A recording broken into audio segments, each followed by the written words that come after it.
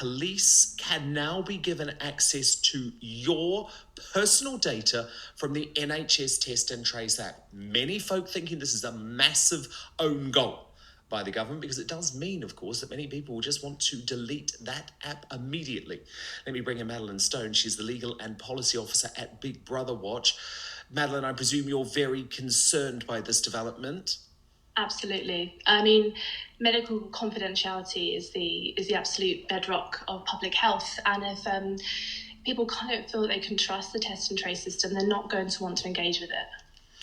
Well, indeed. And so do you just fear that this will actually encourage folk to just say, I'm not doing it. I'm not going to do the NHS Test and Trace app full stop if it can be given to the police? I should point out that the app is not actually covered by this. The app is a separate system, and the police can't access that data. But what they can access is any, your positive status and your details if you're contacted manually by a test and tracer. So if you don't have the app, if you might not be able to afford the right kind of phone, or you might not be able to use a smartphone, if you're having to kind of give out your details to venues manually, then you could be potentially affected by this.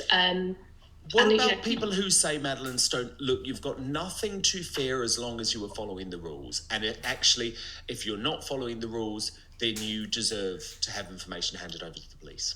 Well, like you said, it's about public trust, and this is an own goal. People, frankly, whatever you say about people following the rules, people will not want to engage with the test and trace system if it can't be trusted. And in a pandemic, the number one critical thing the government needs to foster is public trust. They need people to get tested.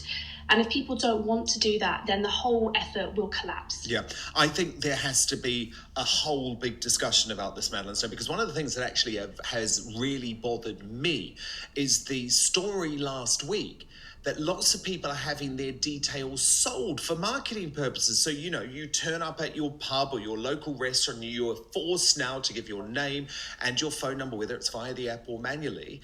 And apparently some businesses are selling that data, which means that you're going to be bombarded potentially by advertisers. And I think that's outrageous too. I mean, it really is. And I think it points to the fact that there has not been a coherent system that has put data protection and privacy at its heart. And that is what's needed. We warned this could happen right at the beginning, before it even became into law, when it was just guidance to collect this kind of really sensitive data. This could happen, and it has. I mean, this represents the mass recording of all of our movements potentially. And to hear that it's being exploited by private companies and by the police is, sadly unsurprising, but it is really worrying. Well, it is unsurprising. And look, I have accepted at certain points over the course of this crisis, Madeline, that we do potentially have to give up some of our usual freedoms, some of our usual civil liberties, but only to an extent. And I think if we cannot trust what our data is being used for, as you say, there's going to be serious issues in terms of public confidence. That is Madeline Stone, the Legal and Policy Officer at Big Brother Watch.